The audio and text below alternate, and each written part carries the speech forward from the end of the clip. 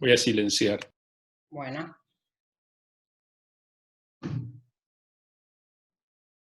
Bueno, entonces, para introducir un poco cómo va ahora a modificarse, digamos, en el cuatrimestre, los temas, ¿no? Nosotros habíamos visto ensayo, habíamos visto un poco de aprendizaje, este cuatrimestre vamos a trabajar autobiografía, diario íntimo y novela de aprendizaje. Y ahora vamos a ingresar, digamos, como en la teoría sobre los géneros más canónicos, o por ejemplo, la autobiografía, la novela autobiográfica. El ensayo y el diario íntimo están más como en un margen, digamos, pero bueno, el género canónico es la autobiografía, como la madre, digamos. Y para eso vamos a trabajar un texto específico, que es el texto de Philippe Lejeune. Nosotros veníamos trabajando, digamos, escrituras autobiográficas, veníamos indagando en ese vínculo entre literatura y vida a partir de dos fuerzas que eran la autofiguración y la experiencia, y ahora deberíamos aproximarnos a la autobiografía. La autobiografía como el género más canónico de todos, ¿no? Y la autobiografía podríamos definirla rápidamente, a lo mejor medio pronto y mal, pero después vamos a ir desarmándolo, podríamos rápidamente decir que dentro de una perspectiva clasificatoria de los géneros, digamos, literarios, de los géneros autobiográficos, es una forma narrativa que intenta poner orden y coherencia a la trama narrativa de una vida. Es decir, armar retórica, armar un relato ordenado y cronológico sobre lo inacible de una vida, ¿no? Pero también podríamos afirmar el género, digamos, o afirmar la definición de la autobiografía a partir de lo que la biografía puede y no puede hacer, digamos, a partir de preguntarle a la autobiografía qué puede, ¿no? Y si lo afirmamos desde ese punto de vista, podemos decir que la autobiografía tiene una promesa, es imposible de cumplir, ¿no? Que es presentar la verdad de una trama narrativa, ¿no? Como una promesa eterna, que nunca llega a cumplir. Sobre todo si nosotros venimos pensando, que es algo que ya se vino desarrollando en el primer cuatrimestre, si venimos pensando en ese sujeto en devenir, digamos, no como una subjetividad concluida, con una finalidad preconcebida, sino como un sujeto que está en construcción y en constante devenir, ¿no? Es decir, hay una promesa que no se va a cumplir, que es contarte la verdad de mi propia vida. Entonces, si partimos de esa base y partimos también de pensar que la memoria y el recuerdo están siempre en tensión, que la autofiguración y la experiencia son fuerzas que siempre están en tensión y en movimiento, y que el recuerdo es algo impreciso, en el que yo no puedo confiar, digamos, para poder contar la verdad sobre mi propio pasado, pero habría que hacernos una pregunta, que es la pregunta que voy a intentar que respondamos en esta clase, digamos, y que Lejeune nos ayude a responder desde su perspectiva en la clase, que es, ¿qué relación tiene entonces la autobiografía con la verdad? ¿Y qué relación tiene la autobiografía con la identidad de quien escribe? En distintas épocas y en varias escuelas, digamos, Jan Starobinsky, Georges Bourdouf y el propio Philippe Lejeune intentaron responder a esto y encontrar un elemento de verdad que hiciera la autobiografía un género distinto, es decir, que lo hiciera único, que encontrara la singularidad del género autobiográfico. Y para empezar a leer eso, el texto de Lejeune es un texto clásico, es decir, es un texto esquemático, clásico, canónico, que ha sido citado y discutido por todo el mundo, digamos, como el paso obligado cuando estamos estudiando escrituras autobiográficas. Voy a compartir la pantalla, a ver. Ahí va. ¿Podrías hablar un poquito más lento? Sí, perdón, te voy a hacer. Estás muy Sí. rápida, sí, no te puedo seguir Bueno, con las notas. perfecto, perdón, ahí voy más lento. Ahí no puedo compartir la pantalla. ¿No se ve? A ver. ¿Ahí la ven? Sí. Pero ahí no. Ahí no. No, ahí no se ve. ¿Y ahí? Sí. Bueno, Sí. la dejo ahí. Ahí sí. Bueno, entonces, quieren que vaya un poquito más para atrás, por las dudas, porque fui muy rápido.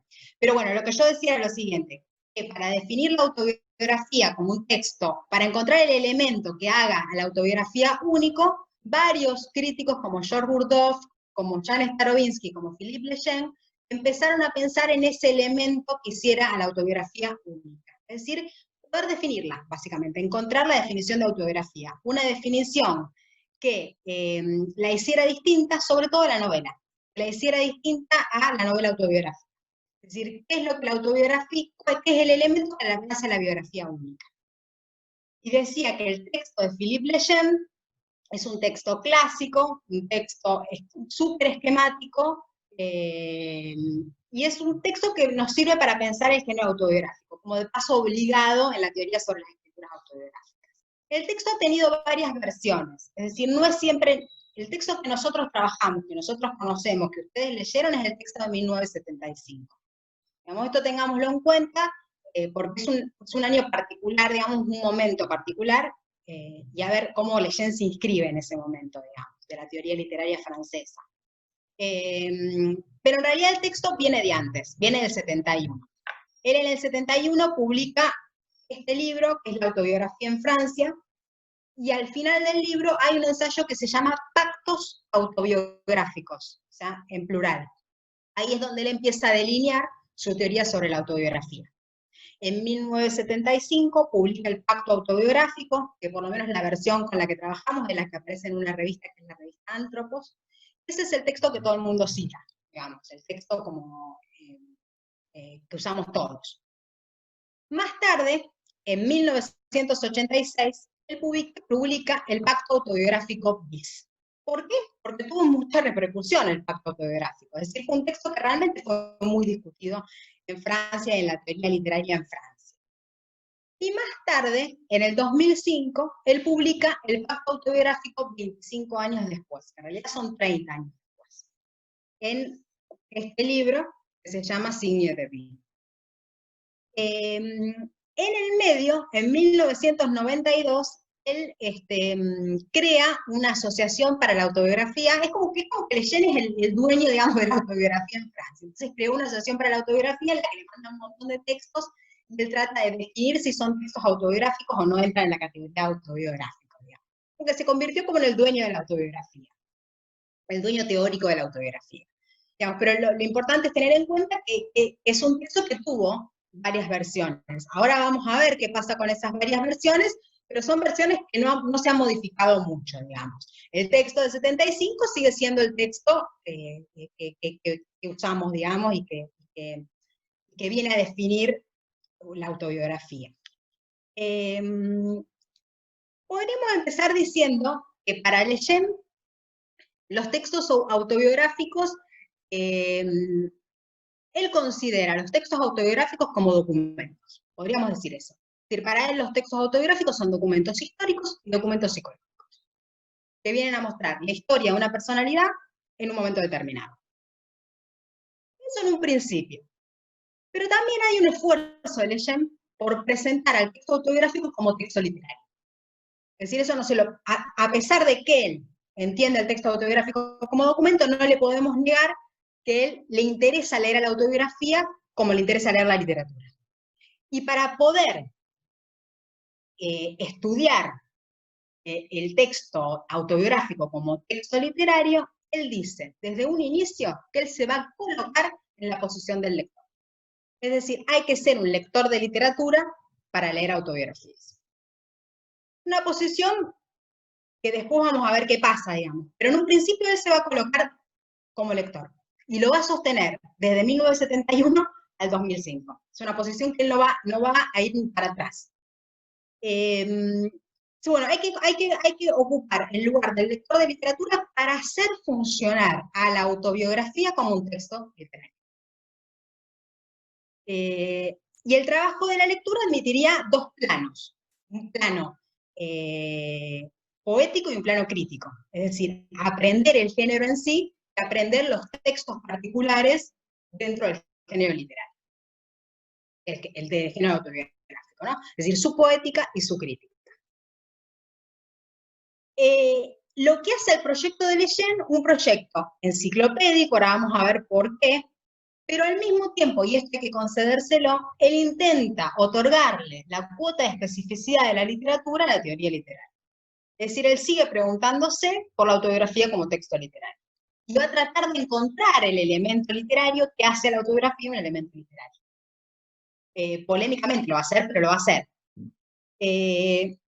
Entonces él dice, bueno, tengo que definir la autobiografía. Vamos a partir de una dimensión, que es la dimensión de los géneros literarios. Vamos a definirla como definiríamos un género, como definiríamos la novela, por ejemplo.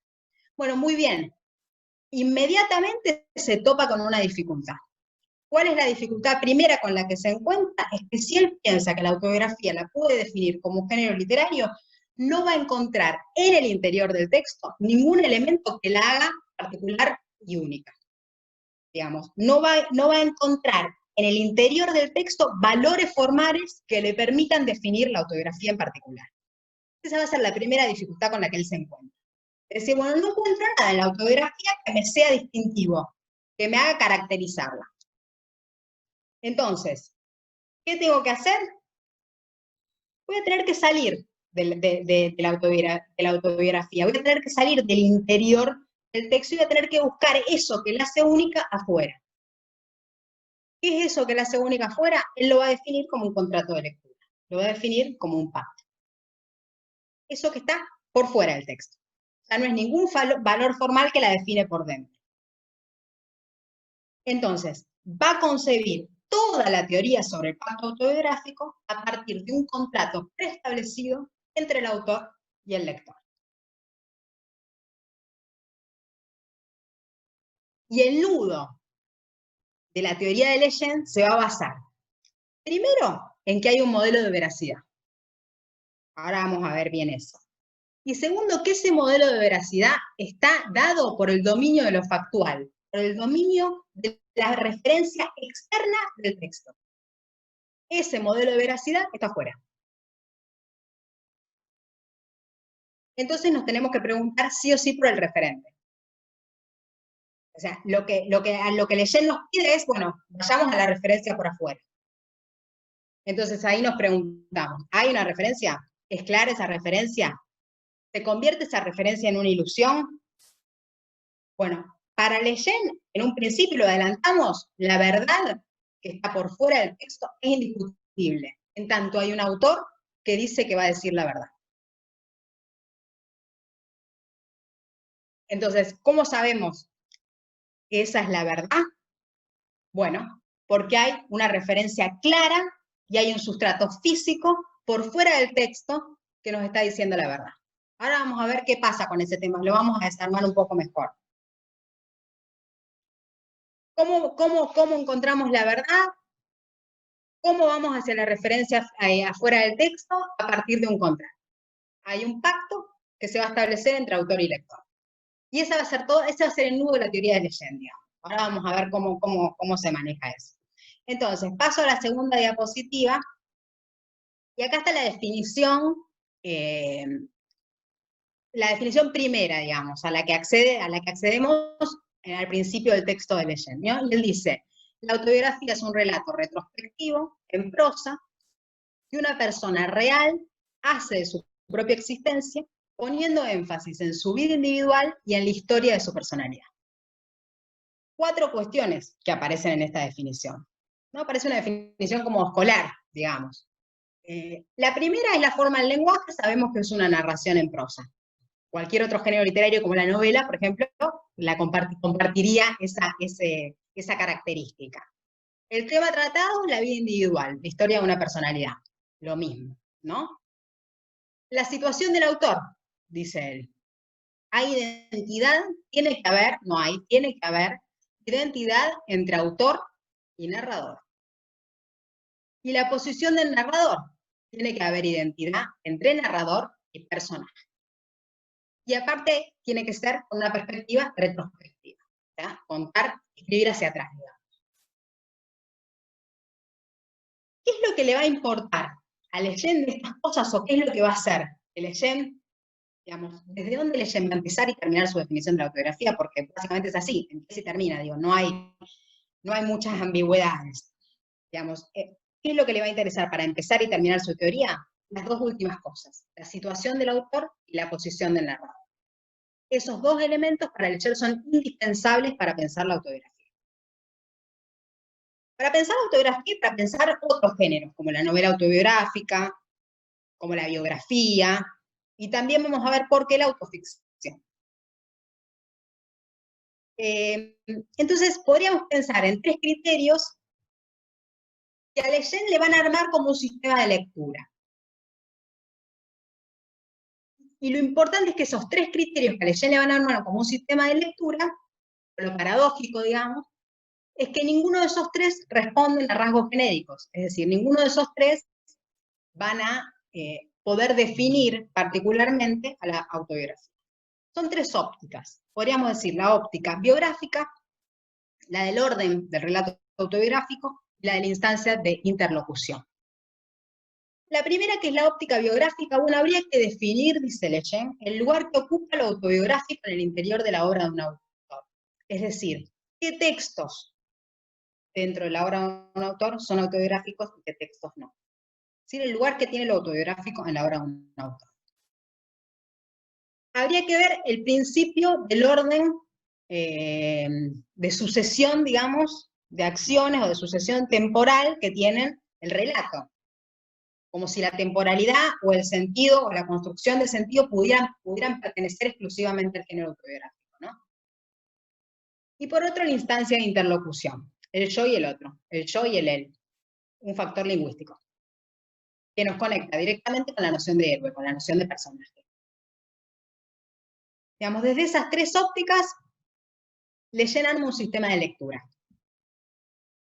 En ese sistema de lectura que está armando Leyen, como ustedes ven, caben un montón de cosas, es decir, entran un montón de cosas. Entra un factor normativo, un factor lingüístico, un elemento narratológico, todos elementos que no definen de por sí a la autobiografía. Y todos esos elementos que arman ese sistema de lectura confluyen en otro, que es el del pacto.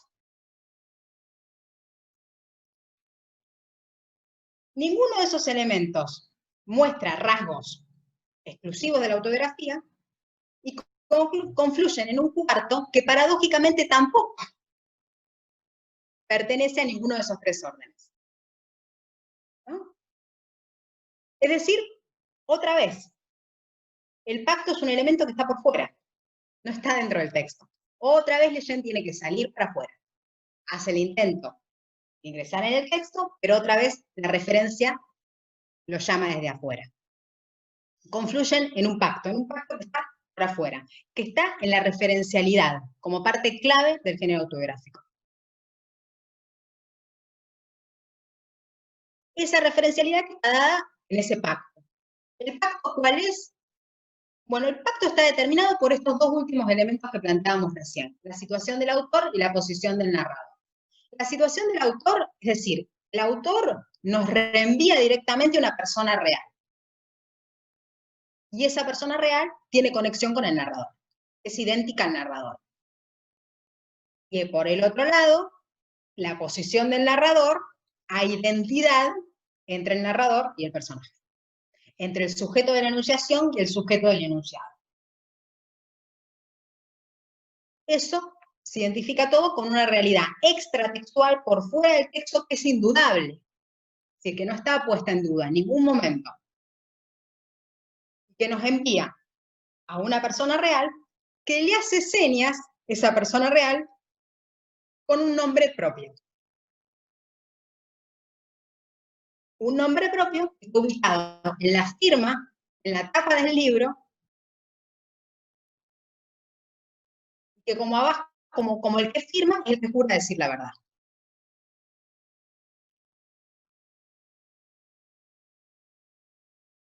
Ahora, ese nombre propio a Leyen le va a implicar una serie de problemas que tiene que resolver. Es decir, se va a topar con algunos conflictos, digamos, que tiene que resolver. El primero es la teoría de Benveniste, digamos. Con lo primero que él se va a topar va a ser con Benveniste, que Benveniste le va a decir, bueno, el yo no reenvía a ninguna persona por afuera del texto. El yo no reenvía a ningún nombre propio, justamente porque es vacío. Reenvía a quien está, a quien está en la instancia de la enunciación. Bueno, Lejeune rápidamente se lo apropia, y dice, sí, bueno, está muy bien, tenemos todos muy en claro qué quiere decir Benveniste con esto, pero tiene que resolverlo, digamos. Y lo va a resolver, digo. En la página, no sé si ustedes tienen esa versión, pero en la página 51 del texto de Lejeune, es la página para mí más jugosa del texto, pero les digo el parágrafo, por las dudas, el parágrafo del abajo firmante. Y está en la página 51. Ahí es cuando Lejeune resuelve todos los problemas que tiene, digamos. Y en esa página, es re jugosa, él da cuenta de que el nombre propio le va a salvar, digamos, la vida para pensar el pacto, digamos. Porque él después va a armar 2 cuadros, ahora vamos a ver uno de esos, pero el primer cuadro es sobre la relación entre la persona gramatical y la identidad. Y acá está tratando de resolver eso, digamos. Y él dice que, bueno, Benveniste, ¿qué dijo? Lejeune lo cita a Benveniste, ¿no? Dice, si cada hablante para expresar el sentimiento que posee, su subjetividad irreductible, dispusiera de un indicativo distinto, habría prácticamente tantas lenguas como individuos y la comunicación resultaría imposible.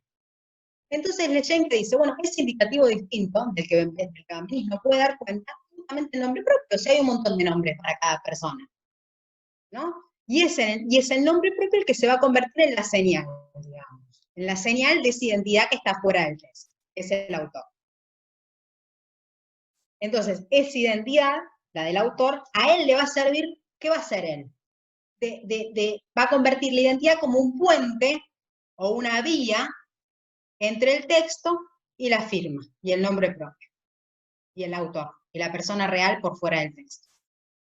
Es decir, va a ser de nombre propio una materia verbal. Pero es importante tener esta idea de puente, digamos. Eso es lo que va a lograr el Lejeune, convertir al nombre propio como un puente, ¿no? Entre una cosa y la otra.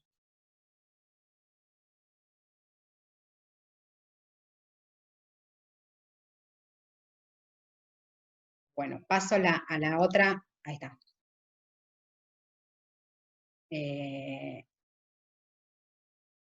Bien, entonces, a partir de ese pacto, ese pacto que se establece entre autor y lector, a partir de la situación del autor y de la posición del narrador, en la que tiene que haber una identidad entre autor, narrador y personaje, identidad que está dada por el nombre propio, por fuera del texto, por el nombre propio que figura en la tapa del libro, es lo que le va a permitir a él distinguir diferentes pactos.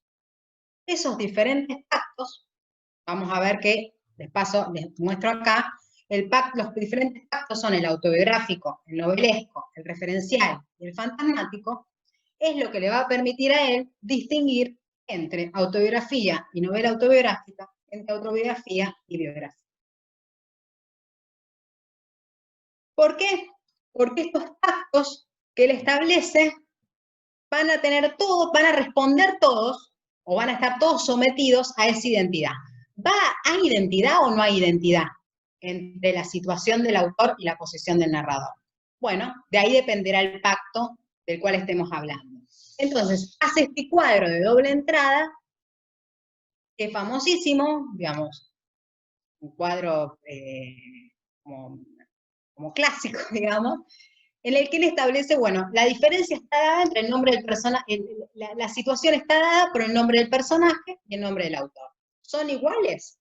Este es el cuadro 1, ¿No hay? ¿cierto? ¿Cómo?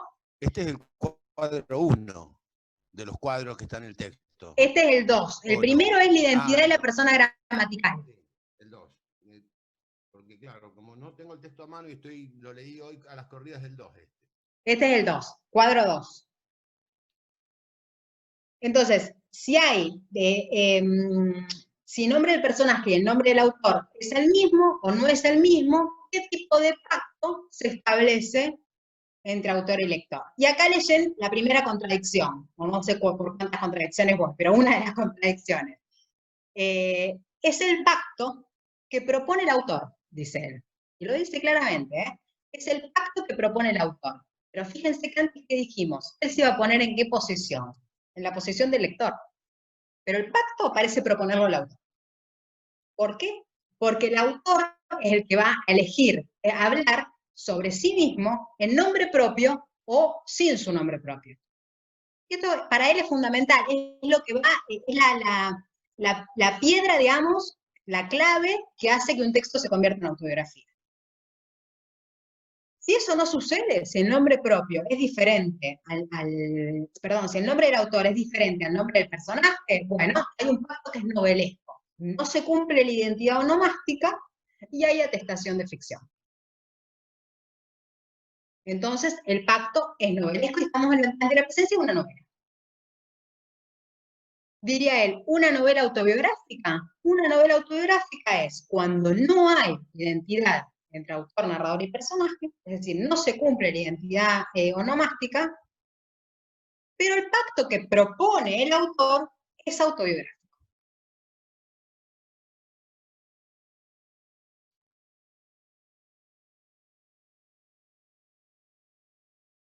Y todos esos pactos se manifiestan en relación con la firma. Es hacerle honor a la firma.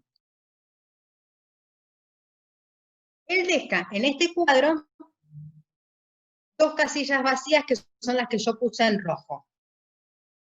Que son cuando el nombre del personaje es diferente al nombre del autor y el pacto es autobiográfico. Y cuando el nombre del autor es igual al nombre del personaje, el pacto es novelesco. Él las deja vacías. Yo las llené en rojo. Una, dice él, es imposible. No hay posibilidad, porque no entra dentro de la teoría de Lejeune que el nombre del personaje no coincida con el nombre del autor y estemos hablando de un pacto autobiográfico. No hay pacto. Es decir, no existe. El autor no está proponiendo un pacto autobiográfico, no estamos ante la presencia de una autobiografía. En el otro caso, en el caso donde el nombre...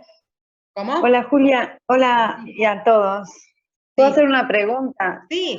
Es adelantarme, pero para cerrar esa idea. Entonces Dale. el lector no puede operar de modo original o digamos propio, porque entonces siempre va a recibir esa intención del autor cristalizada. No tiene posibilidades de leer, por ejemplo, no sé, Rayuela, como puede ser como una novela autobiográfica, por ejemplo. Sí, o sea, a ver, ahora vamos a ver qué pasa con el lector, pero en realidad lo que está diciendo Lejeune es que acá hay una manera de leer, digamos, hay un deseo muy fuerte del lector de ir hacia la identificación. Ahora vamos a ver cómo funciona eso, pero en realidad el lector lo que busca es que busca la certificación de la verdad, digamos. Hay una búsqueda desesperada por la verdad. Es decir, este que está escribiendo sobre su propia vida, che, ¿me está contando la verdad? ¿O me está mintiendo? ¿Cómo hago yo para saber si ese que me está contando sobre su propia vida me está contando la verdad? ¿Cómo hago? Bueno, Lejeune lo resuelve diciendo, el que te está contando su propia vida, le está hablando en nombre propio, te está contando la verdad. Porque la identidad para Lejeune es indiscutible. Y si hay identidad, hay verdad. No sé si con esto, bueno, igualmente te voy a responder más adelante, cuando vayamos a lo del lector.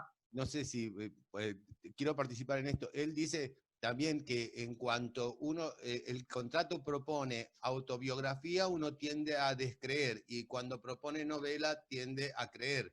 O sea que hay como el lector, digamos, busca como, digamos, el otro camino que propone el pacto en la lectura. No sé si exactamente. Bueno, lo que yo no pensaba. exactamente con estas palabras, pero digamos que el lector sospecha.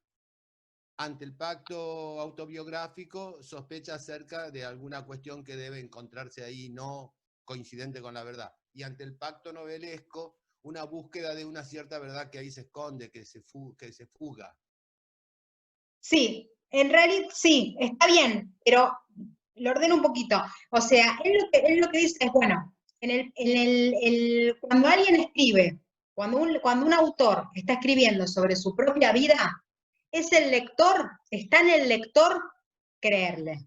Y para que el lector le crea, tiene que buscar esa verdad. Es decir, pareciera ser que lo que Leyen está haciendo es confundiendo la verdad con la búsqueda desesperada de la certificación de la verdad. Lo que Leyen quiere es que el lector le den certificada la verdad, para que no haya dudas sobre eso. Es decir, Leyen no acepta, si ustedes ven este cuadro, Leyen no va a aceptar ninguna ambigüedad. Si no es que yo puedo creer más o menos, incluso ahora lo vamos a ver con la diferencia entre la identidad y el parecido. Si no es que es parecido al modelo, es idéntico al modelo. Entonces, si yo leo una novela y no hay identidad, yo tengo que inmediatamente entrar en el pacto novelesco que me atesta ficción, que me dice que sobre lo que yo estoy leyendo tiene que ver con la ficción. Y ahí, por eso para Leyen es tan importante la posición del lector, porque va a depender del lector, dice él, si el texto se lee como autobiografía o se lee como novela. Sin embargo, depende del lector, pero el que lo propone es el autor. No sé si me explico. Sí. Sí, ahora sí. Buenísimo. Igualmente avanzamos y en todo caso cualquier cosa volvemos. Pero avanzo sobre lo mismo, digo, no me voy de tema.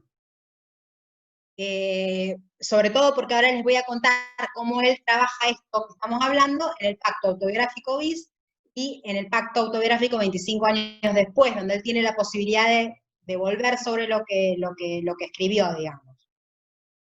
Pero entonces, si la relación, decíamos, entre el nombre del personaje y diferente al nombre de es igual o diferente al nombre del autor, nos marca el pacto en el cual estamos presentes, dice, bueno, estas dos casillas vacías que aparecen acá son imposibles.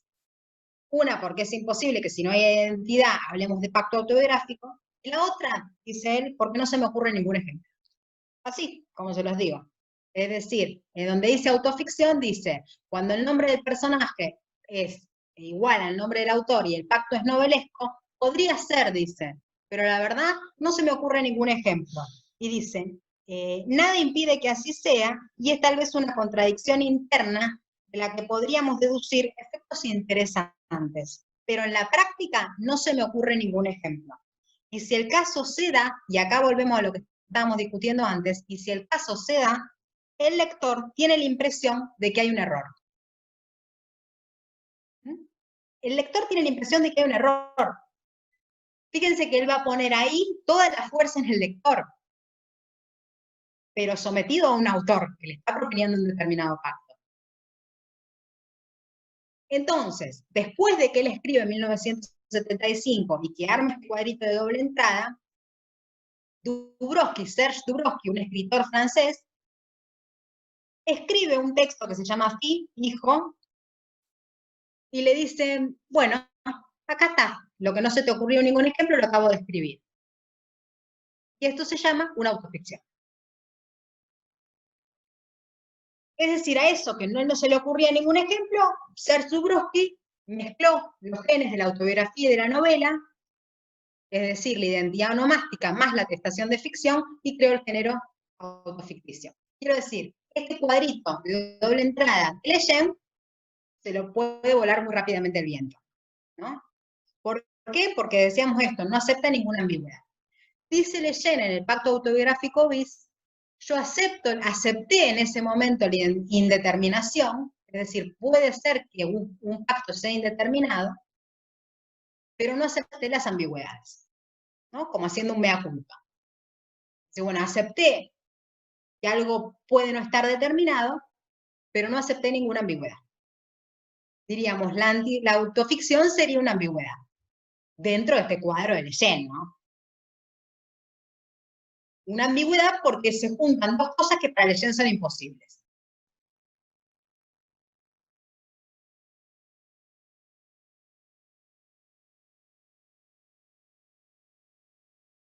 Entonces, gracias a esa coincidencia entre el nombre del personaje y el nombre del autor, el lector no va a dudar.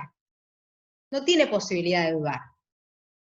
Y si sospecha el lector, en todo caso el problema es un error del lector. Porque en realidad el pacto ya está propuesto y ya está dado. ¿Está dado por qué? Por esa identidad.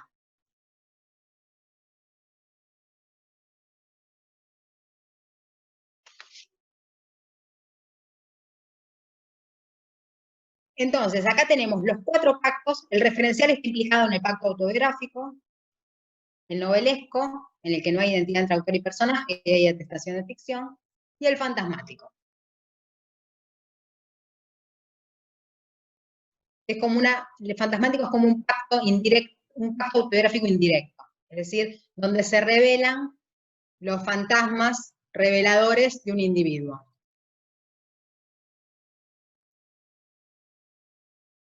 Y dice Leyen, bueno, si tenemos que diferenciar la autobiografía de la novela autobiográfica, en el interior del texto no nos es posible. En una novela autobiográfica, y acá vamos, creo, lo que preguntaba un poco Luis, que creo que esta es la parte del texto que él dice, que Leyen dice eso, en una novela autobiográfica, el lector puede sospechar. ¿Por qué puede sospechar? Porque puede sospechar a partir de parecidos. Es decir, no hay una identidad clara entre autor, narrador y personaje, sino que hay parecidos. ¿Por qué? Porque la novela autobiográfica lo que juega es a esconder, es a disfrazar. Estoy contando mi propia vida, pero me escondo atrás de otro nombre.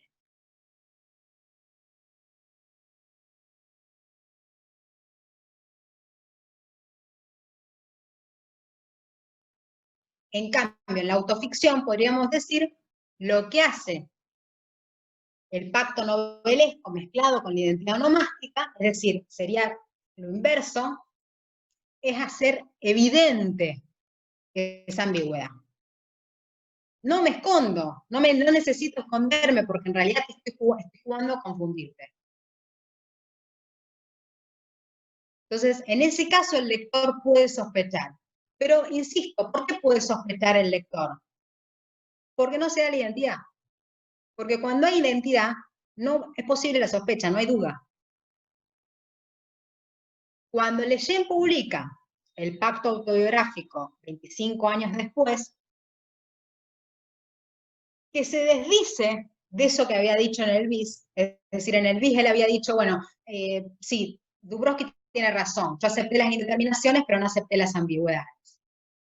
25 años después, cuando él hace todo un raconto sobre su vida intelectual y su relación con la teoría sobre autobiografía, él tiene la posibilidad de retrabajar el texto, y lo que dice es, no, la verdad, vuelvo para atrás. Dice, porque no hay posibilidad de ambigüedad. Dice, yo rechacé las ambigüedades y fui inteligente, dice él, en haber adoptado el punto de vista del lector. En la recepción de los textos, dice él en el 25 años después, estamos hablando del 2005, dice, en la recepción de los textos, la identidad existe o no existe. Es decir, la autoficción,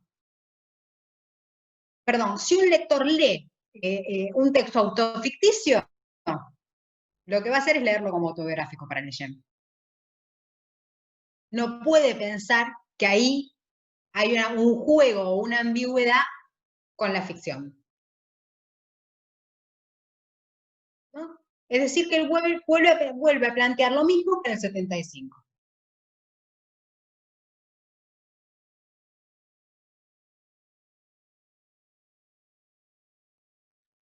Para plantear la diferencia entre biografía y autobiografía, por supuesto que no solo va a remitir a la persona gramatical, que ya había hablado en el cuadro 1, digamos, es decir, es en tercera persona, va a hacer operar acá o hacer funcionar el parecido y la semejanza. El modelo o el parecido y la semejanza. Entonces él dice, bueno, el vínculo de identidad es un hecho de enunciación, ¿no? El de semejanza, no, porque se basa en la comparación, por lo tanto es un hecho del enunciado.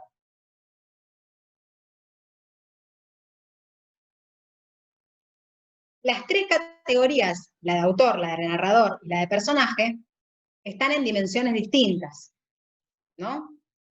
Es decir, narrador y personaje están dentro del texto.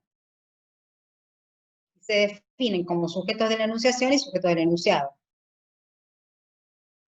El autor y el nombre propio está por fuera del texto. Se refiere al sujeto de la enunciación. A esto, es decir, vuelvo, al narrador y al personaje que están dentro del texto y que son sujeto de la enunciación y sujeto del enunciado, más el autor que está por fuera del texto, el sujeto de la enunciación, se le suma un cuarto elemento, que es el del modelo o el parecido. Y ahí, en ese concepto, el concepto de modelo, va a aparecer la categoría de persona.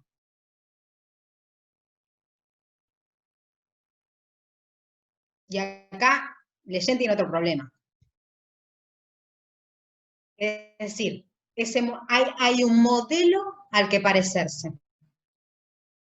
Sobre todo en el género biográfico, ¿no? Cuando hay un escritor que cuenta la vida, un autor que cuenta la vida de un otro. Ese otro es un modelo a seguir y hay que parecerse a ese modelo. Y se sostiene en la biografía el parecido. En la autobiografía la va a sostener la identidad. Es decir, que hay un autor que está por fuera del texto, que es sujeto de la enunciación, que va a sostener algo que está dentro del texto. Desde afuera sostiene lo que sucede adentro. Entonces no está jugando Leyen ahí, no está poniendo en funcionamiento la verosimilitud, por ejemplo. Ningún procedimiento de verosimilitud. Ningún procedimiento o mecanismo que dé cuenta del efecto de lo real. Para nada. Leyen está jugando con la imagen misma de lo real. ¿No? Está jugando con el modelo. Está jugando con la persona, con el sustrato físico, con el anclaje referencial y real fuera del texto.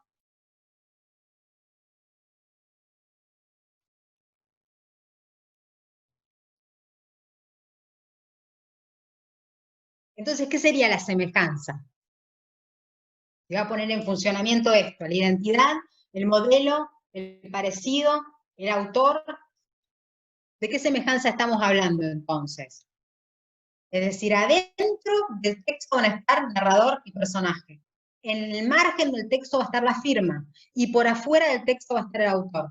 Y el autor va a ser el encargado de sostener la semejanza desde afuera, pero siendo al mismo tiempo parte del texto. Acuérdense que hablábamos del puente, de la vía.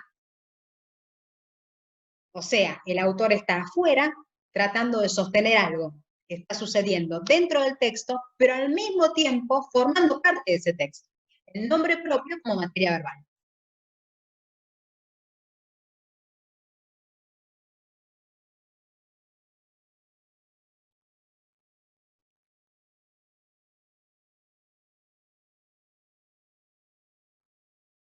Entonces,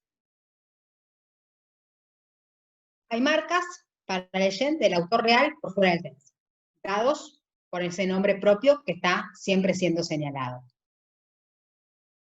Ahora, lo que Leyen no señala es que esa identidad, la identidad entre los hechos reales y los hechos referidos, y el nombre del autor, y el nombre propio, es decir, identidades lógicas, podríamos llamarle de alguna manera,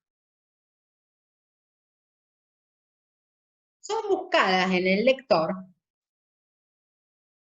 a través, no de la identidad, sino de la identificación, un valor imaginario. Es decir, los problemas de fidelidad o los problemas de autenticidad son los que tiene que resolver el lector.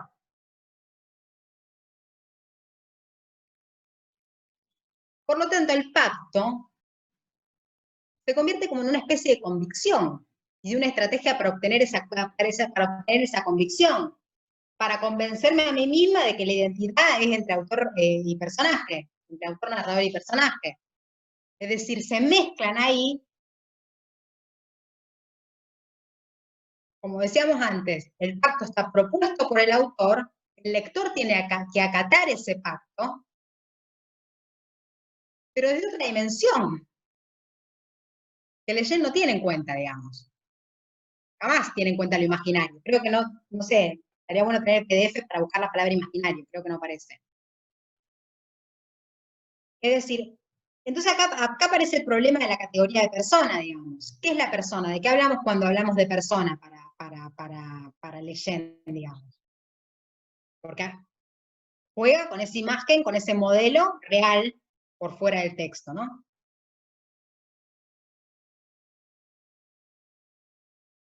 Es decir, para Leyen la persona es la persona psicológica, exterior y anterior al lenguaje. El texto es de 1975. Digo. Es la persona psicológica, exterior y anterior al lenguaje. Una persona que usa o que se expresa haciendo uso de un instrumento que es la gramática.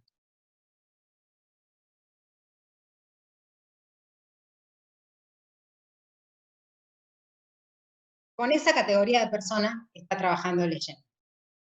Claro, por eso no admite ambigüedades.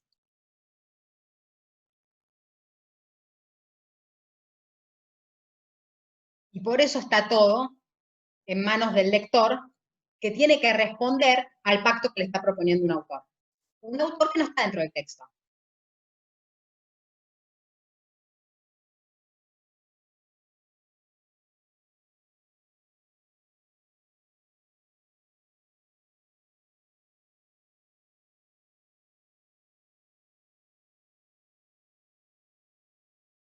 Fíjense acá, hay una cita de Leyen, que está en la página 56 del texto de Leyen. Dice, la palabra persona contribuye a la ambigüedad. Dice, si no hay personas fuera del lenguaje, como el lenguaje es otro, habría que llegar a la conclusión de que el discurso autobiográfico, lejos de remitir, como nos imaginamos, al yo inscripto en una serie de nombres propios, sería por el contrario un discurso alienado, una voz mitológica que nos poseería. La voz autobiográfica es, sin duda alguna, de este tipo. Se abriría así un análisis del discurso, de la subjetividad y de la individualidad como mito de nuestra civilización. Todos percibimos, por otra parte, el peligro de esta indeterminación de la primera persona. Y no es fruto del azar que busquemos neutralizarla al basarla en el nombre propio.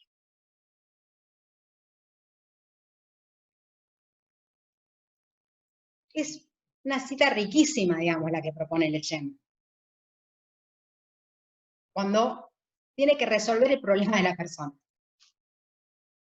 Era rico ya lo que había hecho con Benveniste, esto también, digamos. Es decir, pensemos todo lo que estuvimos también trabajando sobre la categoría de autor y sobre la categoría de lector, ¿no? Y todo lo que estuvimos trabajando sobre ese sujeto autobiográfico, sobre ese sujeto en el interior del texto que escribe sobre sí mismo, que tiene una relación particular y conflictiva con el lenguaje. Acá estamos hablando de una persona que no forma parte del interior del texto, que está por fuera y que se constituye meramente en un referente, para tranquilizar al lector, para darle seguridad, que lo que está leyendo es en serio. Es decir, es totalmente opuesta a la idea de persona a la de la identidad autobiográfica, por ejemplo, definida como una figura, como un tropo, como lo hace Paul de Man en la autobiografía como de figuración, que es un texto que seguramente van a ver con María Inés. Es decir, donde de Man niega absolutamente una dentro y una fuera del texto. Está pensando en el interior de la escritura, digamos. Donde no hay ninguna relación entre un yo previo y un yo textual. Porque justamente está pensando en la autobiografía no como un género, sino como una figura de lectura, como un tropo, como aquello que le da voz a eso que no lo tiene. Después, bueno, supongo que lo van a ver mejor, digamos. O si pensamos en Bakhtin, que calculo que también lo van a ver con María Inés. Es decir, cuando piensa, bueno, si lo autobiográfico es una búsqueda estética, no hay nada previo a esa búsqueda estética, digamos. Eso se da en el interior de la escritura, en el interior del texto. Aparte, pensar que Leyen habla del yo, o de la noción de héroe, la noción de personaje, como pura alteridad, digamos. Yo soy otro en realidad, yo que me estoy viendo con ojos de otros. Esa categoría Leyen no la pone en funcionamiento, digamos, para nada. Al contrario, fíjense lo que dice. Tenemos que neutralizar todo eso que pone en peligro, ¿cómo dice? Que pone en peligro esa indeterminación de la primera persona. Entonces, la pérdida del referente puede implicar consecuencias serias, digamos. Incluso abandonarse al lenguaje o abandonarse a la escritura o a lo que pasa en el interior del texto puede ser un poco insoportable. Entonces, mejor atenerse, o es mucho más necesario atenerse a la sujeción de la palabra con la cosa, o hacer de la autobiografía un contrato de lectura. Es decir, ese contrato otorga seguridad. Es como si Leyen dijera, bueno, tenemos esto, esta ambigüedad. Tenemos este problema con la categoría de persona. Entendemos perfectamente lo que pasa con la categoría de persona y entendemos perfectamente lo que pasa con la voz autobiográfica que se da en el interior del texto. En todo caso se convierte, es el sujeto de la enunciación. Bueno, todo bien con eso, pero yo tengo un bastón por afuera que me da una seguridad bárbara y que me tranquiliza a mí como lector.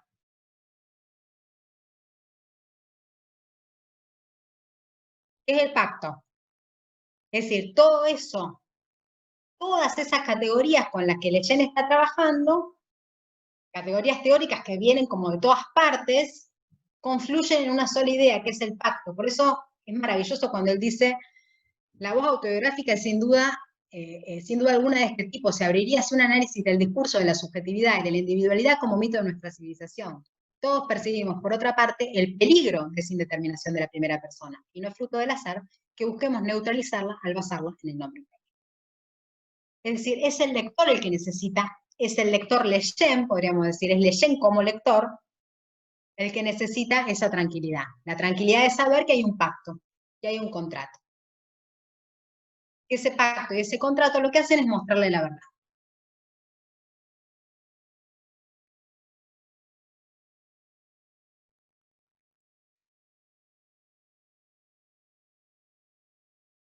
Esa voz autobiográfica de la que está hablando Leyen en esta cita, no es una flecha hacia el yo, hacia una máscara, hacia una figura, ¿no? Sino hacia el nombre propio, directamente. Es el indicativo, le respondía Van Benisse. Ese es el indicativo a donde vamos, es la referencia.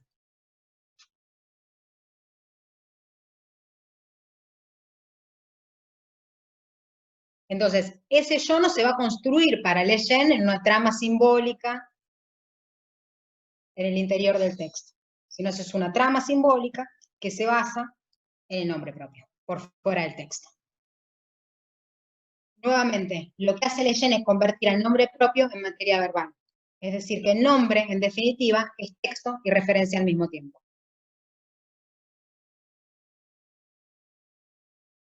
La referencia con anclaje físico.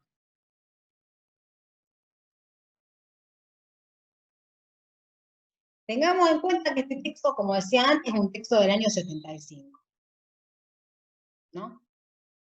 Es decir, Barthes, en el 68, como habíamos visto, en La muerte del autor, había planteado que el autor dejaba como una especie de lugar vacío que iba a ser ocupado por la figura del lector. Y no hace otra, y Van Benisse, por ejemplo, subrayaba que el yo no es, que el yo no es otra cosa, que el yo no es más que el que dice yo en la instancia de la enunciación. En el aquí y en el ahora, es una vacancia que va a ser llenada cada vez en cada instancia de la enunciación. teniendo en cuenta que estaban pensando no en el relato autobiográfico como en el relato de una verdad innegable. Ningún relato, digamos, como relato de una verdad innegable, al contrario, ¿no? El yo se va a convertir como progresivamente en un carnaval de voces distintas, en un carnaval de relaciones dialógicas que rompen, incluso con sus modulaciones, ¿no? Como en la frágil configuración de la identidad y del sujeto. Es decir, el propio texto entonces se constituye como el lugar donde el sujeto, perdón, el texto es el lugar donde el sujeto se constituye. Se percibe un relato, que no es el relato de una verdad. Es en todo caso la versión de un pasado, es en todo caso la irrupción de un recuerdo.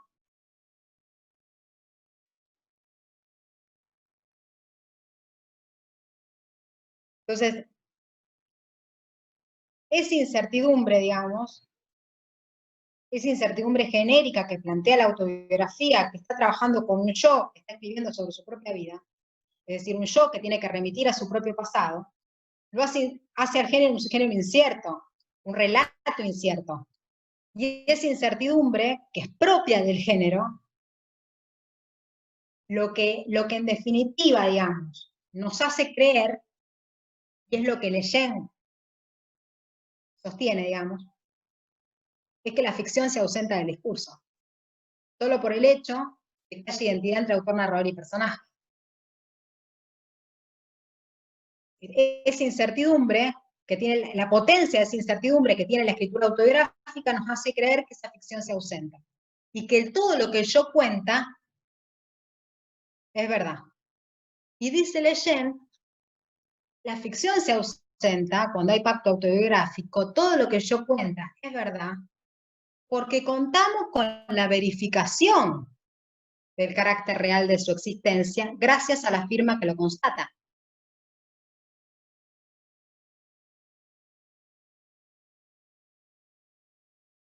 Es decir, como decía antes, lo que Leyen está haciendo es confundir la búsqueda de la verdad, mejor dicho, la búsqueda desesperada por la certificación de la verdad con la verdad misma. Hay un lector desesperado buscando que se certifique que eso que me están contando es verdad. Por lo tanto, si eso a mí me deja tranquilo, es la verdad. Si esa identidad onomástica a mí me plantea que hay una identidad entre lo que sucede en el interior del texto y lo que sucede por fuera del texto, entonces hay verdad.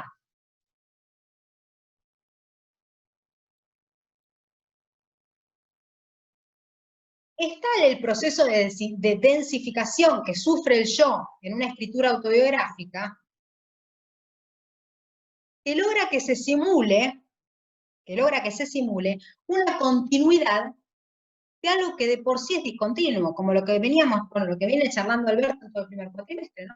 Algo que de por sí es discontinuo, que es la vida, que es la memoria, que es el recuerdo, palabras que no aparecen, por supuesto, en el texto de Leyen, digo, ¿no? Pero las escrituras autobiográficas tienen esa potencia, digamos. La indecibilidad, digamos, entre la realidad y la ficción, la indeterminación de ese yo, la densificación de ese yo, hace que se simule una situación, que se le dé continuidad, es decir, como dijimos muy al principio,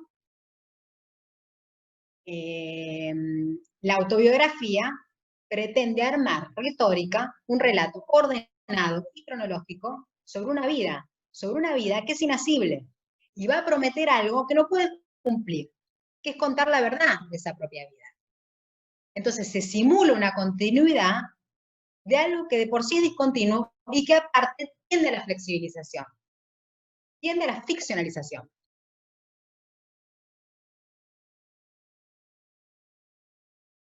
Leyen lo resuelve. Hay identidad onomástica entre autor, narrador y personaje. Estamos y el autor propone el pacto autobiográfico, estamos ante la presencia de una autobiografía. Si no hay identidad, y hay atestación de ficción, como digamos, como si yo pudiese apretar un botón y decir, hay atestación de ficción, no hay atestación de ficción, estamos ante la presencia de una novela. Y como lector no dudo, ¿no? Él decía, bueno, me quedo por acá, pero él decía, muy inteligente en haber adoptado el punto de vista del lector. Es decir, en la recepción de los textos, la identidad existe o no existe. En el caso de la autoficción, digamos que es un género ambiguo, que propone las dos cosas en simultáneo, Leyen no puede pensar que ahí hay una ambigüedad, que ese autor es y no es el narrador y el personaje al mismo tiempo. No, porque al lector eso lo confunde, el lector se tranquiliza si la identidad está dada y planteado el pacto como está, digamos, previo al lenguaje, digamos. Antes ya me encuentro con un pacto, y a partir de eso leo el texto. Hay un libro de Nicolás Rosa que se llama El arte del olvido, que publicó Beatriz Viterbo hace bastante, donde Nicolás Rosa trabaja el texto de Leyen, y lo da vuelta, es impresionante lo que hace con el texto de Leyen. Él va a repensar, digamos, la idea de contrato, la idea de pacto. Digamos, Nicolás Rosa no se va a deshacer de la idea de pacto. Bueno, puede seguir funcionando la idea de contrato, la idea de pacto entre autor y lector. Pero la va a pensar o lo va a proponer en otros términos, digamos, diferentes a los de Leyen.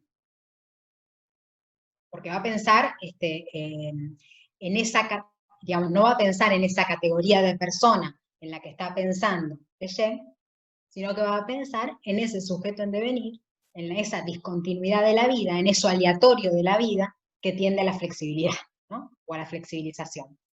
Entonces, él plantea le da una vuelta de tuerca, digamos, a la idea de pacto. Lo cito, ¿no? Hasta acá. Dice, este contrato aleatorio, regido por las leyes del cálculo conjetural del sujeto en relación al otro, establecería reglas no consensuales, que solo se articularían, establecería reglas no consensuales, que solo se articularían de acuerdo con las estrategias de cada sujeto.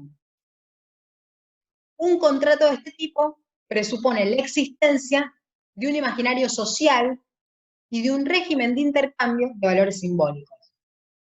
Pero no implica un contrato de veredicción, y un contrato fiduciario sobre el contenido enunciativo y el estatuto veredictivo del enunciado. No implica eso. Sería un contrato de la gente, un contrato del engaño, donde el juego imaginario de la simulación del sujeto estaría sostenido sobre las leyes simbólicas del simulacro. Se finge romper para unir en la identificación, o se finge establecer para romper en la resistencia. Fíjense qué interesante lo que hace Nicolás Rosa con la noción de pacto. Bueno, mantengamos la idea de un contrato, pero no un contrato que se base en la certificación de una verdad, en la búsqueda de una verdad por fuera del texto, sino un contrato que se articule de acuerdo a las estrategias de cada sujeto, que presuponga un imaginario social y un régimen de intercambio de valores simbólicos. ¿Por qué? Porque dice Nicolás Rosa, porque todo contrato está fallado de entrada. Porque en sí mismo, dice, justamente, es imposible. Volvamos al principio. Es decir, afirmemos la autobiografía a partir de lo que puede y lo que no puede hacer. Es la imposibilidad de cumplir con su mayor promesa, digamos. Entonces, ese contrato está fallado en entrada. Por más que se quiera encontrar la verdad, dice Nicolás Rosa, en la escritura de un sujeto que se compromete a decir la verdad, solo, que se compromete por decir la verdad, solo por hacerle honor a la firma,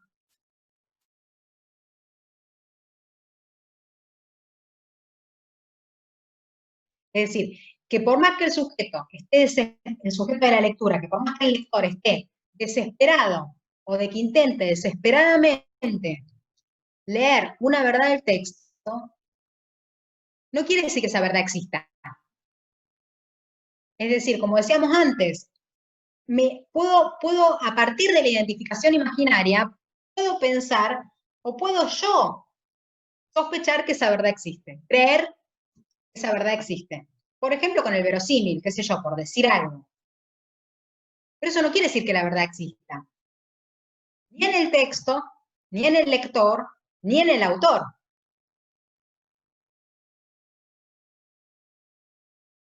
Es decir, que yo como lector tengo un deseo ferviente de que eso de que yo leo sea verdad y esté certificado, no quiere decir que sea verdad. Y que por más que ese sujeto remita y tenga una referencia directa con ese nombre propio que está en la portada del libro, eso tampoco quiere decir que haya una verdad en el texto, por más identidad onomástica perfecta que exista. La autoficción que veíamos en este cuadro venía como a romperle un poquito el cuadro perfecto que había armado Leyen, bueno, tan perfecto no, pero el cuadro tan cerrado que había armado Leyen, le dice justamente eso. Yo te voy a poner en evidencia que va a haber identidad entre autor, narrador y personaje, pero que tranquilamente te puedo engañar. Y voy a jugar a engañarte. Y lo voy a hacer evidente. ¿No? Eso es lo que hace Dubrovsky para meterle el dedo en la llaga. Bueno, no sé por qué lo hace, pero le mete el dedo en la llaga a Leyen, digamos. Leyen está inmutable. Dice, bueno, mira qué interesante, pero no. El lector va a seguir pensando que es un error, el lector sigue buscando la identidad.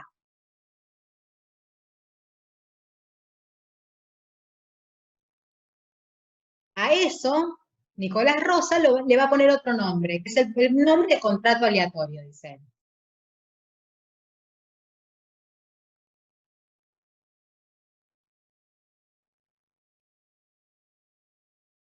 Digo, lo interesante del texto de Leyen es que, ¿qué nos permite esquemáticamente, digamos? Bueno, nos permite distinguir entre ciertas escrituras autobiográficas. Es decir, nos permite distinguir, por ejemplo, entre novela autobiográfica, la autobiografía, y nos permite distinguirlas de la autoficción. Pensemos que la autoficción es un género nuevo, ¿no?, que nace después del texto de 1975.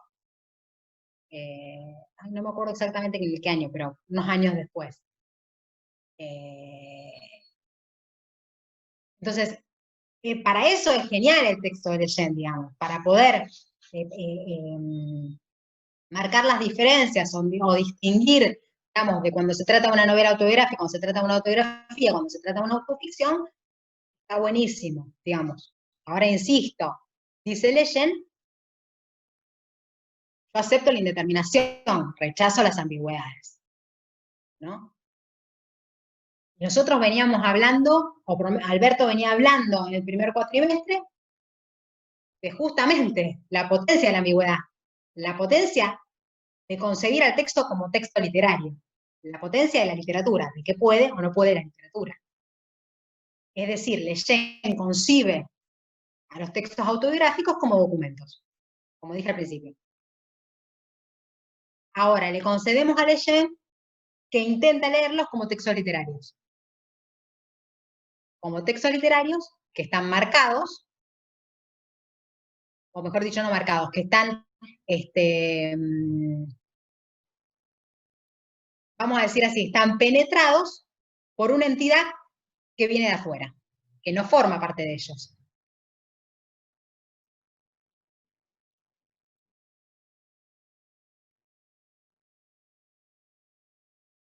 Ahora, claro, voy a dejar de compartir la pantalla si los puedo ver. Ahí está. Ahora, claro, esa identidad onomástica, ese pacto, o sea, ese pacto en el que confluyen todas estas cuestiones, aparece para darnos muchísima seguridad, para darnos muchísima confianza. Digamos, aparece como ese bastón en el que Leyen se está apoyando, a pesar de que ya sabe, porque ya lo dijo en esa cita que leímos.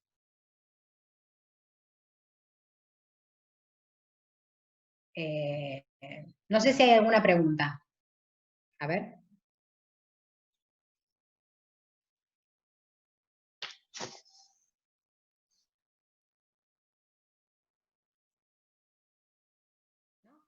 ¿Está claro? Creo que lo compliqué un poco, pero no sé. Yo te quería plantear alguna cosa con respecto a esta cuestión de la verdad, que aparece tan mencionada.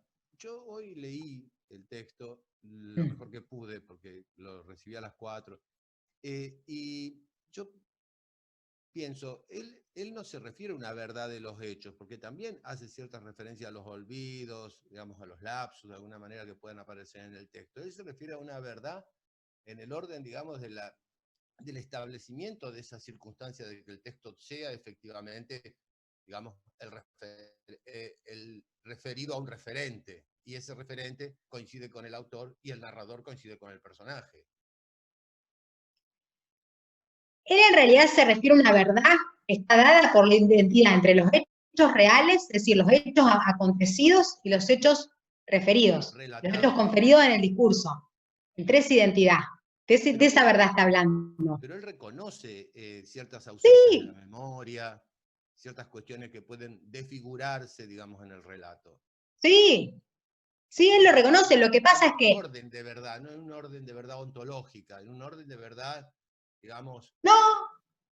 Epistemológica.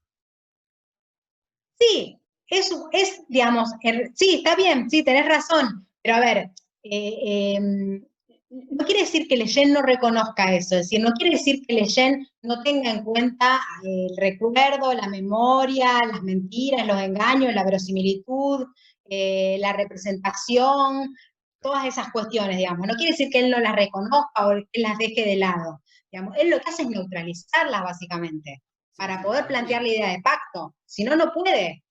Sí. Digamos, en ese sentido, digamos, Es otra verdad, digamos, la referencia de Leyen. No es la verdad de los hechos, sino la verdad del hecho de este texto. Este texto es autobiográfico porque coincide con ciertas circunstancias que son necesarias que coincidan. Sí, está bien, sí. Sí. Sí, digo, pero no es que, a lo mejor yo soy como muy bruta, pero no es que él esté dejando, digamos, justamente puse esa cita, digamos, para mostrar que no es que él no reconoce o deja de lado o no entiende o, digamos, ciertas otras cuestiones, digamos, que tienen que ver con la representación, con la verosimilitud, con todo eso. Digamos, sí las tiene en cuenta. Lo que pasa es que hay una sujeción, el pacto le impone la sujeción a eso, digamos, a esa identidad. Se le impone la idea de pacto. Claro, esa es la condición básica sobre la que establece, digamos, el género. Sí. Está bien. Sí.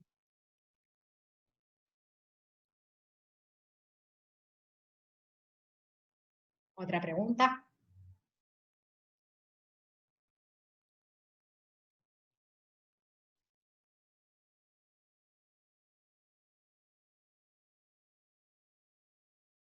¿No? Está clarísimo, quedó clarísimo. Me parece que no quedó para nada clarísimo a mí. No sé, me parece que podrían surgir un montón de dudas.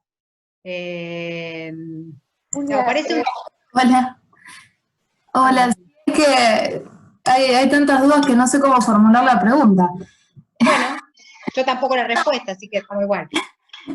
No, me quedé pensando con lo que dijo Luis, el tema este de la verdad, porque yo también entendía que es una cuestión de verdad o sea, de que se está narrando lo que realmente pasó. Entonces, o sea, ¿se refiere a cree en la verdad exacta o no? Pero no sé si es una verdad exacta, digamos, no te puedo decir si es una verdad exacta. La verdad de la que está hablando Leyen es la verdad. Entre aquello que el autor dice que le sucedió o lo que realmente le sucedió. Eso es. Es decir, podríamos decir en todo caso que vamos a pensar en otro género, no en la autobiografía, sino al contrario, en lo que ponen en cuestión eso, que son la autoficción y la novela autobiográfica. Es decir, eso que digo que me sucedió, realmente no me sucedió. En la autobiografía, eso que digo que me sucedió, realmente me sucedió. Y esa verdad está certificada por la firma. Es decir, no es la verdad exacta de los hechos reales que ocurrieron, es la verdad certificada.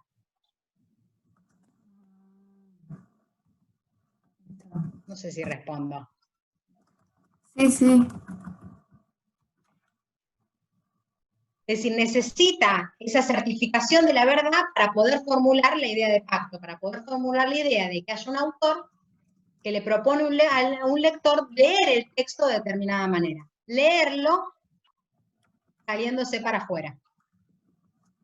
Saliéndose al anclaje físico de la persona real. No la imagen de lo real, no lo verosímil, sino no el efecto real, no lo verosímil, sino la imagen real de la persona. El anclaje físico. Está dada por esa firma, por el abajo firmante, por el que jura decir la verdad.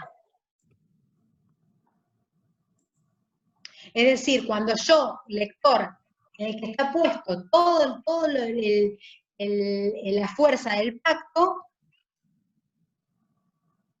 entiendo que el que me dice que me va a decir la verdad, me está contando la verdad. No pongo en duda que eso que dice que le pasó, le pasó. Claro. Sí, Porque sí. la identidad no se pone en duda, dice Leyen. Es decir, no sé si a ustedes les pasa cuando leen un texto autobiográfico, o a lo mejor yo soy la única loca, pero cuando uno lee un texto autobiográfico, o un texto donde, siguiendo a Leyen, hay identidad entre autor, narrador y personaje, uno quiere que sea verdad. Yo, cuando leo un texto autobiográfico, quiero que sea verdad lo que se me está contando. Cuando veo una película, quiero que sea verdad. Básicamente, no sé, porque leo en esa clave. Leo en clave autobiográfica todo, incluso textos que no son autobiográficos, digo. Insisto, hay como una búsqueda desesperada por eso, porque alguien me diga, por favor, que eso sea verdad. No sé si a ustedes les pasa, a mí me pasa eso, digamos. Y la idea digamos, la idea de pacto que plantea Leyen es muy tranquilizadora en ese sentido, da una seguridad hermosa. Pensar que el que me está contando, que el que me está diciendo que me dice la verdad, me la dice.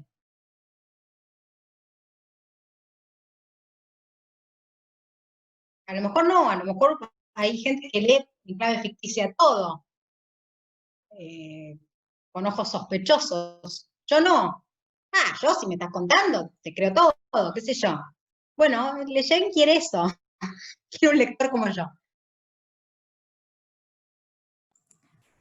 Perdón, pero entonces, yo pensaba, por ejemplo, cuando uno ve ahora que decías eso, como una película histórica, y uno sabe que no pasó realmente así, como si, o sea, si uno se pusiera estrictamente conversaciones o algo. Entonces, en ese punto es como que anula lo literario, podría decirse, en una escritura así, porque no, como uno lo cuenta, no es necesariamente cómo pasó, o sea, ahí está también lo literario, pensaba. Buenísimo. O sea, tal cual, lo que estás diciendo.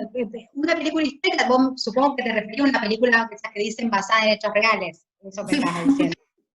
Unas películas basadas en hechos reales que son de un atractivo genial, digamos.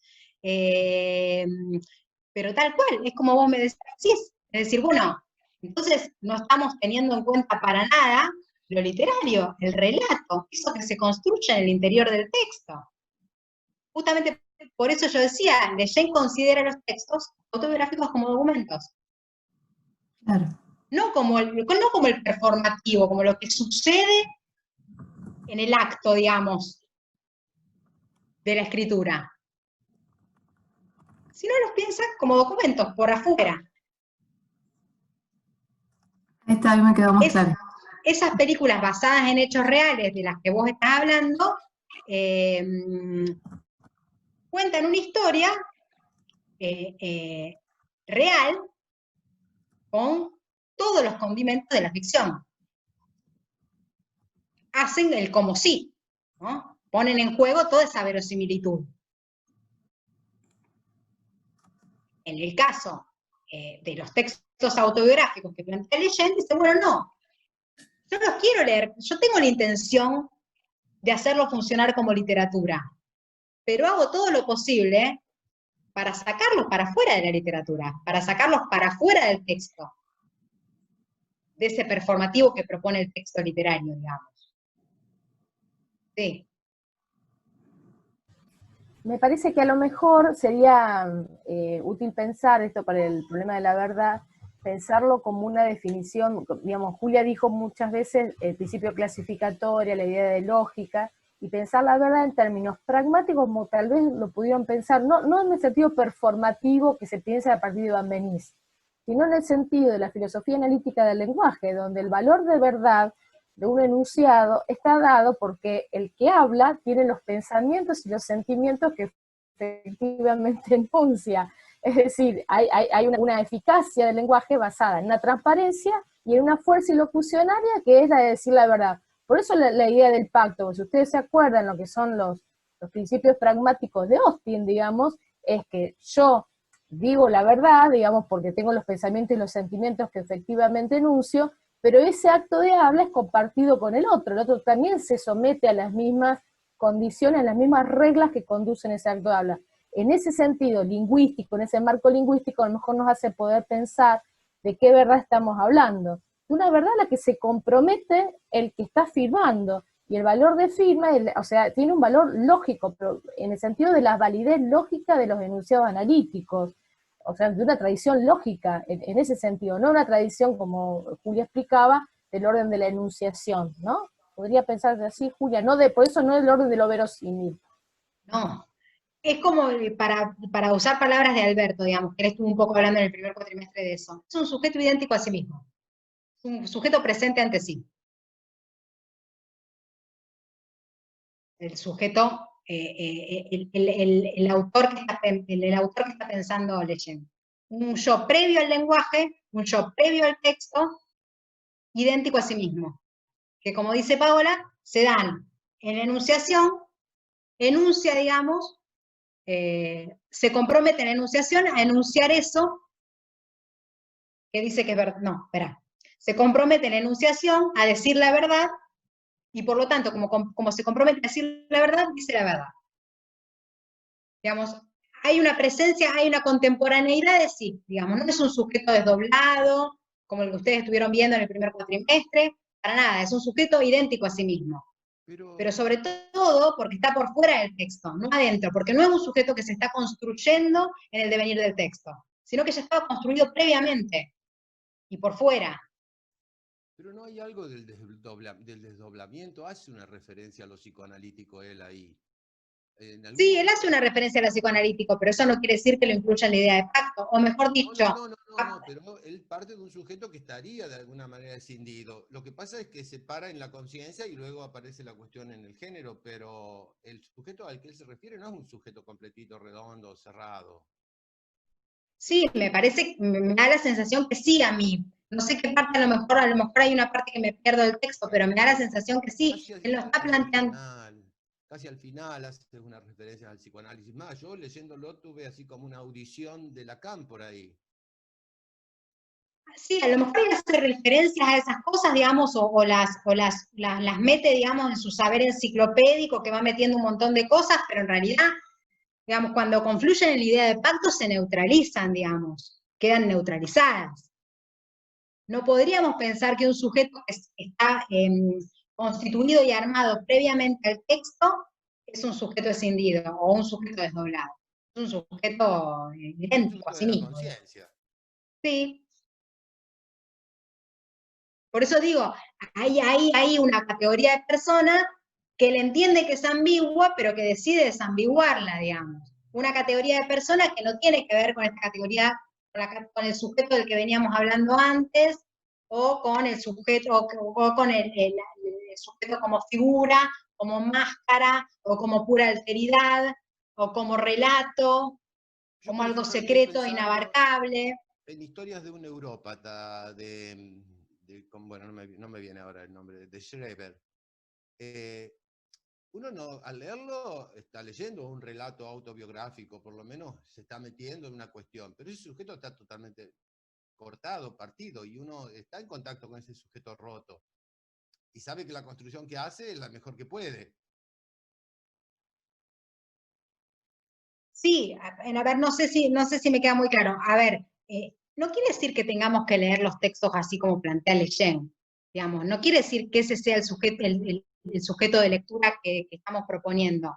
Eso es el sujeto de lectura que propone Leyen con su idea de pacto. Digamos, no quiere decir que la idea de pacto haya que tomarla. Hay que tomarla como se toman las cosas, digamos, como una perspectiva, digamos, sobre el género autobiográfico, digamos, que nos sirve a nosotros en este momento para poder empezar a definir y distinguir en el interior de esos textos autobiográficos. Bueno, ¿qué es una autobiografía? ¿De qué hablamos cuando hablamos de autobiografía como género canónico, digamos? ¿De qué hablamos cuando hablamos de novela autobiográfica como género canónico? ¿De qué hablamos cuando hablamos de autoficción como forma nueva? Hablamos de ensayo, de diario íntimo, digo, cada forma tiene sus características. Si yo quiero pensar en la autobiografía o en la novela autobiográfica, no puedo dejar de leer a Leyen, pero eso no quiere decir que Leyen tenga la posta. Bueno, puede tener la posta en algunas cosas, pero no sé si estamos pensando en el lector, o si es el lector, el pacto entre autor y lector es a donde queremos llegar. Me parece que no, digamos, al contrario, es poder encontrarnos con esa definición, masticarla, entender sus contradicciones, desarmarla, poder relacionarla con lo que plantea Paul de Man, con lo que plantea Bakhtin, con lo que se planteó durante el primer cuatrimestre acerca del ensayo, que son cosas muy disímiles, digamos. Pero, digamos, a lo mejor yo soy como, ¿cómo se llama? Como una publicidad, lo quiero vender. No lo quiero vender a Leyen, digamos. Bueno, es una perspectiva, digamos. Está buena para poder pensar los géneros autobiográficos, pero que tiene un montón de contradicciones internas y que nosotros podemos desbaratar y cuestionar y poner en duda un montón de esas cuestiones, sobre todo si venimos leyendo antes la muerte del autor y de la obra del texto, qué sé yo, por decir algo, por nombrar alguno. Pero después, cuando lean a Paul de Man, ¿dónde va a quedar Leyen? Digamos, ¿dónde va a quedar el pacto de Leyen cuando leamos a Paul de Man? Allá atrás, no sé. Eso. Gracias.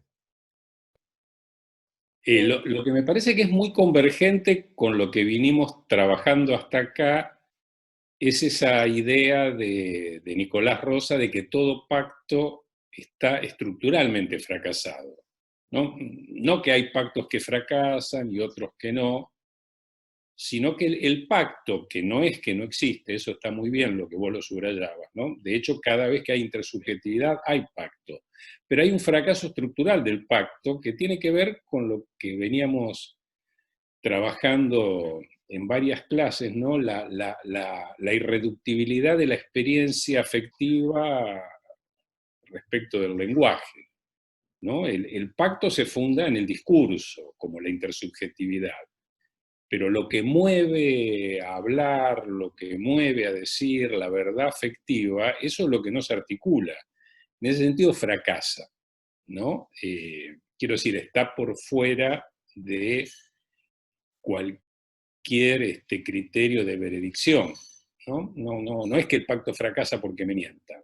Fracasa porque incluso cuando los dos coincidimos en que se dijo la verdad, hay algo que se sustrajo, ¿no? Y que tal vez era lo que nos reunía y eso es interesante, ¿no? Que bueno, como decís vos, se va a ir abriendo camino, bueno, sobre todo en el texto de Paul de Man. El texto de Paul de Man es extraordinario, ¿no? Para pensar justamente qué pasa, ¿no? Y vincularlo con autofiguración, ¿no? Para pensar qué pasa en las escrituras autobiográficas.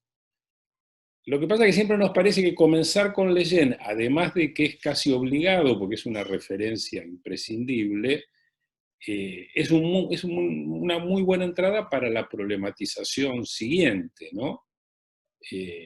Me parece que Paola usaba un término muy preciso, que es el pensamiento de Leyen es lógico, ¿no? Y entonces tiene las ventajas y las enormes deficiencias del pensamiento lógico cuando trata de pensar la vida, ¿no? La vida, lo afectivo, que lo reduce a una regularidad que le es extraña, ¿no? Bueno, no, eso nomás. Me parecía muy bueno terminar, como hiciste vos, la secuencia de las citas con lo de Nicolás, ¿no? Esta idea del pacto estructuralmente fracasado, que es justamente lo que le da la riqueza literaria incluso a la autobiografía más sincera, entre comillas, y lo que abre las posibilidades de la lectura, ¿no? Yo me recuerdo en alguna de las primeras clases haber dicho una especie como haber enunciado una especie de principio de suspicacia que justamente abre como la otra dirección, ¿no? Es decir, basta que alguien hable de sí mismo, incluso con intención de verdad, para que diga más de lo que sabe, para que diga menos de lo que cree, para que se abran distancias, ¿no? Que es por ahí justamente donde se abre camino la lectura crítica de los textos autobiográficos, ¿no? Pero claro, ahí hay que sí, suspender el valor rector del pacto, ¿no? Como decir, bueno, yo entiendo que me propones un pacto y lo acepto, pero como también sé que todos por el hecho de hablar y escribir decimos más y menos de lo que creemos, y sobre todo lo que nos mueve no aparece, entonces, bueno, el pacto va a ser va a tener que ser interrogado, va a tener que ser conversado, revisado, pero bueno, imaginativamente, ¿no? No me meto más. No, está. Yo decía justamente lo que decía antes hace un rato, era que Leyen quiere sostener algo lógico con algo imaginario, digamos. Es decir, que ese valor lógico que él encuentra en la identidad lo quiere hacer sostener en la persona del lector, que en realidad lo que va a hacer funcionar es la identificación. Es justamente otro valor, digamos. Cuando es lo mismo que quiere hacer con el autor que está por fuera y el personaje narrador que está por dentro, digamos, quiere vincular como dos dimensiones distintas. Y lo que decía Aranza, creo que es, cuando decía, bueno, que estaba buenísima la intervención de ella, porque ella dice, bueno, en una película basada en hechos reales se deja de lado lo literario, que es lo que está diciendo Alberto, es decir, no quiere decir que yo por decirte la verdad o por decirte que te voy a contar la verdad, vos no dejes de creer o no en esa verdad, sino que por el hecho mismo de contar, por el hecho mismo de narrar, por el hecho mismo de que hay un autor que tiene una relación particular con el lenguaje, la verdad mucho no importa, digamos. Es decir, hay algo que en el orden de la escritura y en el orden del incierto que tiene lo literario, de la fuerza que tiene lo literario, eso se desdibuja, se desfigura, se desarma, digamos. Incluso no sé si hay una meta o un objetivo de llegar a la verdad, digamos, al contrario, digamos, hay un sujeto que en el momento de escribir sobre sí mismo, en el momento de poner en escritura eso que está por fuera de la escritura, diría Leyen, no puede ser constituido como verdad, digamos. Por eso a mí me gusta siempre decir que la autobiografía promete algo que no va a cumplir nunca. Que la autobiografía promete una verdad que es imposible, digamos. Pero bueno, me gustaba la idea de lo de Nicolás Rosa, me gustaba la idea de contrato aleatorio, justamente por eso, porque dice, bueno, bien, que sea un contrato, digamos, simulemos los dos, simulemos que esto es cierto, pero sabemos que no es cierto, digamos, ¿por qué? Porque conocemos el orden de lo literario, porque conocemos el orden de la escritura, y conocemos la fuerza que tiene o la potencia que tiene la literatura, eso que puede hacer la literatura, digamos. Me parecía interesante, digamos, la lectura que le hace Nicolás Rosa. Otra lectura, digamos, que también me parece interesante, es la lectura que hace Nora Catelli, en otro libro que es En la era de la intimidad, que ella trabaja sobre el texto de Leyen, y trabaja justamente con estas contradicciones, con esta variedad de dimensiones que Leyen quiere hacer confluir en la idea de pacto, digamos. Esa es otra lectura también interesante del pacto autobiográfico. Incluso Nora Catelli después también va a trabajar y va a desarmar esa idea de pacto con el texto de Paul de Man. Bueno, no sé si hay alguna otra pregunta. Yo tengo otra pregunta para hacer con respecto a la categoría de persona. ¿Sería una categoría que está aparte de las categorías de autor, narrador, personaje, modelo? ¿Sería una categoría que está por fuera de lo textual? ¿La persona precede a lo textual y estaría por fuera?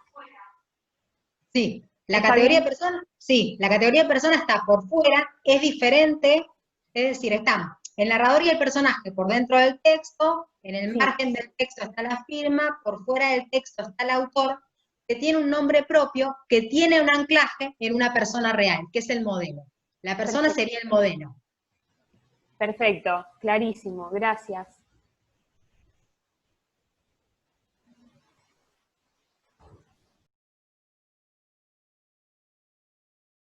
¿Algún otro comentario?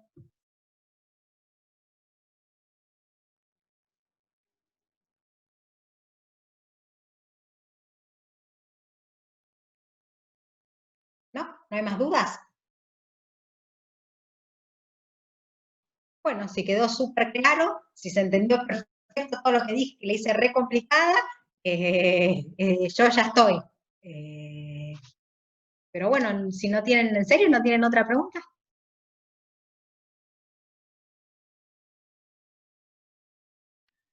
Pero es que no lo hiciste complicado, fue muy ¿No? clara la exposición. Bueno, Fue muy clara, muy articulada, me parece. Bueno, además que se conversó bastante. Así que sí, uno está siempre bien. espera más, pero bueno, pero se conversó bastante. Bueno, Yo que lo buenísimo. veo de este lado, Bueno, me dio buenísimo. envidia, Bueno, buenísimo. Después está la guía de lectura y está la actividad del foro, así que cualquier cosa que tengan consulta, saben que pueden consultar en el mail. Así que yo ya estoy. Podés volver a tu casa. Puedo, sí. Tuve que venir a una casa prestada para poder hacer la clase. Bueno, muchas gracias. Los saludo. Chao. Chao, Hasta luego. gracias. Gracias. Nos vemos.